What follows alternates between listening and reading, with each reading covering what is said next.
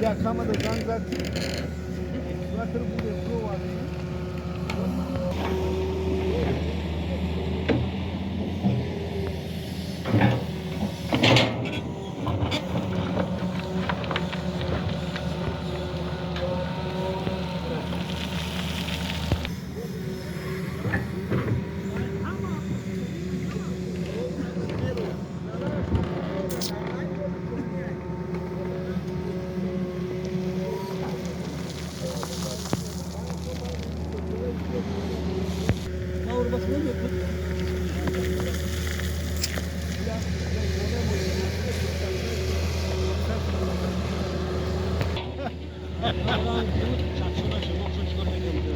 Hepsine bir kere bırak da